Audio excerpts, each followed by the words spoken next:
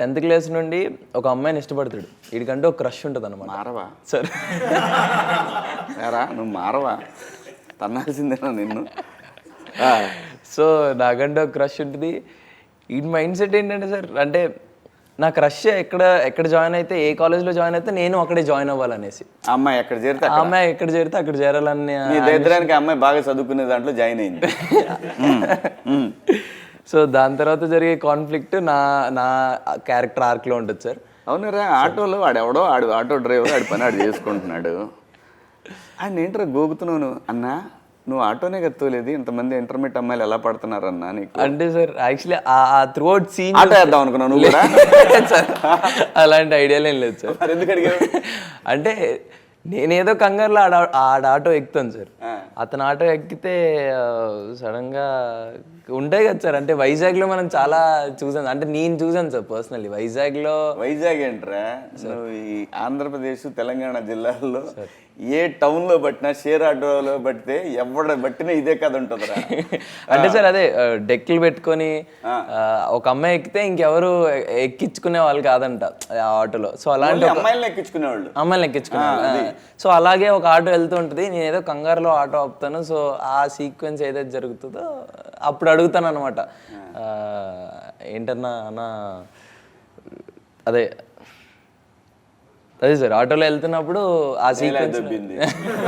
అంటే సార్ మళ్ళీ ఏది చెప్తే ఏది లీక్ అయిపోద్ది అన్న భయంతో. ఇది వంక ఏది చెప్తే ఏదో లీక్ అయిపోద్ది కదన్న. సో ఏందన్నా, ఏ ఊరు? హైదరాబాద్.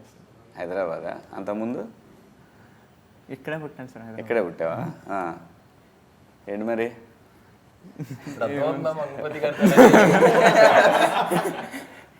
ఏం పేరు? జయతీర్థ సార్. సినిమాలో ఇమ్రానా? ఏంటి మరి? ఏముంది సార్, ఇంటర్వ్యూకి వచ్చాను. భయం వేస్తుంది. అదే ఎందుకు భయం ఎందుకమ్మా? అంటే సో నువ్వు కూడా అమ్మాయి కోసమే జాయిన్ అయ్యావా? లేదండి, చదువుకోవడానికి. నువ్వు చదువుకోవడానికి వచ్చావు? రియల్ లైఫ్ క్యారెక్టర్ అంటే మరీ రియల్ లైఫ్ కాదు కానీ నార్మల్. ఏంటి నీ క్యారెక్టర్ ఏంటి సినిమాలో? అంటే దీంట్లో ఒక ఊర్లో ఉండే అబ్బాయి తండ్రి ఏది చెప్తే వాడు వింటూ ఉంటాడు.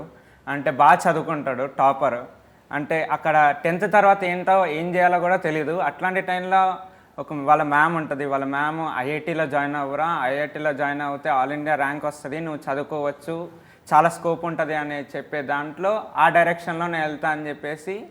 ఇప్పుడు ఏం అడగాలి తెలుసా?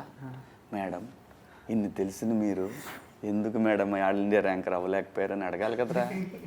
అంటే మరి ఊర్లో చదువుకున్నాను కదా సార్, ఆ బ్రెయిన్ అడగాలరా. చెప్తారా, ఇదో బిజినెస్ అయిపోయిందిరా. సినిమానే బిజినెస్ అనుకున్నాం. సినిమాని మించిన బిజినెస్ ఎడ్యుకేషన్, వ్యాపారం. అది మాత్రం అంటే నా బాధ ఏం లేదు. మీరు ఆ వయసులో చేయాల్సింది, అంటే ఇంటర్మీడియట్ వయసులో మీరు తెలుసుకోవాల్సిన ప్రపంచం చాలా పెద్దది. వాళ్ళు చెప్పాలనుకుంటే ప్రపంచం చాలా చిన్నది. మనిషి బ్రెయిన్ ఎదిగే కొద్దీ మెచ్యూరిటీ వస్తుంది.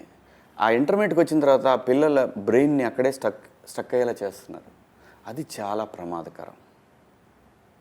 ఇప్పుడు క్లాస్లో ప్రతి క్లాస్లో 60-70 మంది ఉండేవాళ్ళు కదా. పోనీ వీళ్ళు ఏం చేస్తారంటే బాగా మేధావులు, వీళ్ళు బాగా చదువుకున్న బాగా పడతారనే వాళ్ళందరూ 30 మందిని కలిపి ఒక సెక్షన్లో వేసేవాళ్ళు. ఈ 30 మంది తెలివితేటలు మామూలు కాలేజీలో, బయట గవర్నమెంట్ కాలేజీలు, ఎయిడెడ్ కాలేజీల్లో పిల్లలతోటి వాళ్ళ ఐక్యూ లెవెల్స్ అంత ఉండవు. ఎడ్యుకేషన్లో ఉన్న ఎడ్యుకేషన్ వరకు అంతవరకు ఏదైతే బుక్స్లో ఉంటుందో ఆ బుక్ నాలెడ్జ్ తప్ప స్ట్రీట్ స్మార్ట్ ఉండరు. ఇదైతే ఛాలెంజ్. నేను నిజంగా కూడా ఏ ఎడ్యుకేషన్ సంస్థతోనైనా ఛాలెంజ్ చేస్తున్నా. ఇది ప్రమాదకరం. భారతదేశం బాగా యంగ్స్టర్స్ ఉన్న దేశం. దీన్ని మ్యాక్సిమం వాళ్ళ ఉద్దేశం ఏంటంటే మేము ఒక గొప్పగా చదువుకునే వాళ్ళందరినీ తయారు చేస్తున్నామని. ఇక్కడ కావాల్సిన చదువు కాదు. చదువు కన్నా ముందు, ముఖ్యంగా తెలుసుకోవాల్సిన చదువు కన్నా ముందు సమాజం గురించి నేర్చుకోవాలి. ఆ పిల్లలు కరెక్ట్ ఏజ్లో వాళ్ళని ఆ రూముల్లో పెట్టేసి బంధించేసి సమాజం గురించి ఆలోచించే అవకాశం వాళ్ళు ఇవ్వట్ల, తల్లిదండ్రులు ఇవ్వట్ల. ఇది అత్యంత ప్రమాదకరం.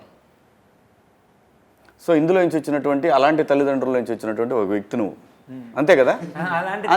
కాదు నాన్న, సినిమాలో అదే సార్, అంతే కదా. అది సినిమాలో కూడా అలాంటిది కాదు, నేనే ఫోర్స్ చేసుకొని ఇలాంటి పెద్ద కాలేజ్లో చదువుకోవాలి. అది ఇన్ఫ్లుయెన్స్, ఎందుకంటే నీ ఫ్రెండ్స్ ఎవరు వెళ్ళుంటారు. లేదు మ్యామ్, మ్యామ్ చెప్పింది నీకు చిన్నప్పటి నుంచి నూరిపోసింది మ్యామ్, అంతేనా? అంతే కదా.